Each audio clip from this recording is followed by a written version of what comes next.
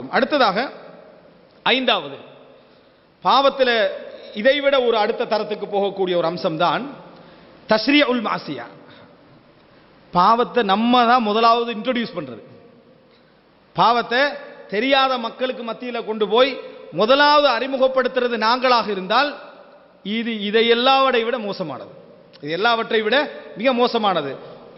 உங்களுக்கு பின்னால் உங்களோட அறிமுகத்தால் இந்த பாவத்தை யாரெல்லாம் செய்தார்களோ அத்தனை பேருடைய தீங்குகளும் உங்களுக்கும் ஒரு பங்கு உண்டு. அதை நீங்க மரணித்தாலும் உங்களுக்கு அந்த பங்கு என்ன செய்யும்? வந்து கொண்டே இருக்கும். எவ்வளவு பயங்கரமான ஒரு விஷயம். பாவத்தை தெரியாத ஃப்ரெண்ட்ஸ் மாதிரி இருப்பாங்க, ஒரு 10-20 பேர். ஒரு மோசமான ஒரு காட்சியை எடுத்து பார்க்காத அந்த இளைஞர் பட்டாளத்துக்கு அனுப்பி விடுறது. அதற்கு பின்னால நடக்கக்கூடிய அத்தனைக்கும் உங்களுக்கு ஒரு பங்கு என்ன உண்டு. அதே போல சில பொழுதுகளில் சினிமா என்ற பகுதிகளில் ஈடுபடாத சில இளம் வயசு வாலிபர் 13-14 வயசு, அதை முதல்ல ஒருத்த அறிமுகப்படுத்திடுவானே. இந்த பருவ வயது அடைஞ்சா ஒரே தரம் தான். வீட்டில் உள்ள நிறைய பேர் கெட்டு போறது எங்க வச்சு, பாடசாலையில் வச்சு தானே. பிள்ளைகளுடைய அறிமுகம் என்ன காரணமாக கெட்டு போறாங்க? அந்த பிள்ளைகள் கெட்ட ஒரு பிள்ளையோடு ஒரு நல்ல பிள்ளை பழகிற டைம்ல அவனும் பருவயது அடைந்தவன், இவனும் பருவயது அடைந்தவன். அவன் வீட்டு சூழலை கொண்டு இங்கே அப்ளை பண்ணின உடனேயே அவனது அத்தனை பாவத்தாலையும் 4 பேர் என்ன செய்வான்? கெட்டு போவான். இந்த அத்தனை பாவத்துடைய கூலி யாருக்கு போய் சேரும்? அவனுக்கும் போய் சேரும், இவனுக்கு ஒரு பங்காக என்ன செய்யும் இருக்கும். இது போல எந்தெந்த பாவத்துக்கு நம்ம காரணமாக இருக்கிறோம் என்பதை பார்க்கிறோம். யாருக்குமே தெரியாத ஒரு அவதூறு செய்தியை பரத்தி விட்டுருவோம். யாருக்குமே தெரியாத ஒரு அவதூறு செய்தியை பரத்தி விட்டுருவோம். நீங்க தான் முதலாவது பரத்தினவர் அந்த ஊர்ல. அத்தனை பேர் பங்கு யாருக்கு வந்து சேரும்? உங்களுக்கு வந்து சேரும். அப்ப நம்ம நினைத்து பார்க்க வேண்டும்.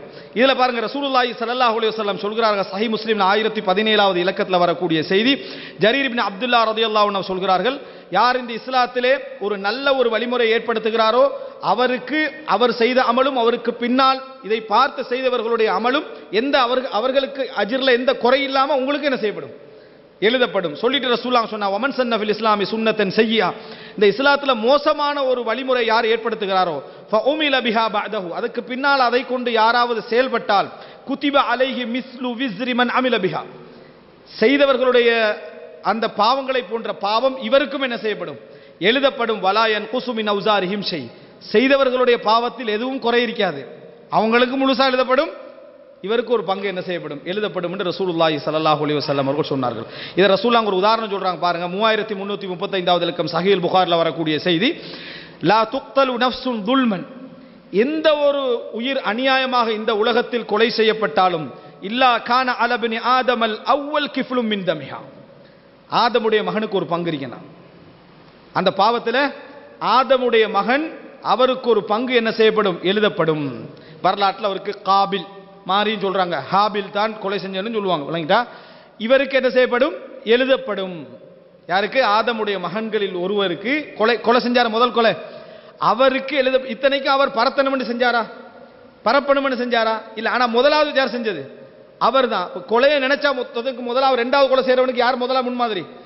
அவர் தான் முன்மாதிரி. எனவே ரசூலுல்லாஹ் சொல்றாங்க, உலகத்துல எந்த ஒரு நஃப்ஸ் கொல்லப்பட்டாலும், கோடான கோடி லட்சக்கணக்கான உயிர்கள்லாம் கொல்லப்பட்டீங்க, இந்த மாதிரியான அத்தனை கொலையில யாருக்கு பங்கு இருக்குது?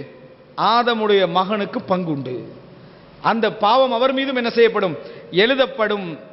லிஅன்னஹு அவ்வலு மன் சன்னல் கத்ல், ரசூலுல்லாஹ் சொல்றாங்க, அவர்தான் கொலையை வழிமுறையாக்கியவர். கொலைதான் தீர்வண்டு வழிமுறையாக்கியவர் யாரு? அவர்தான்றாங்க. பாவத்தில் இது ஒரு பங்கு.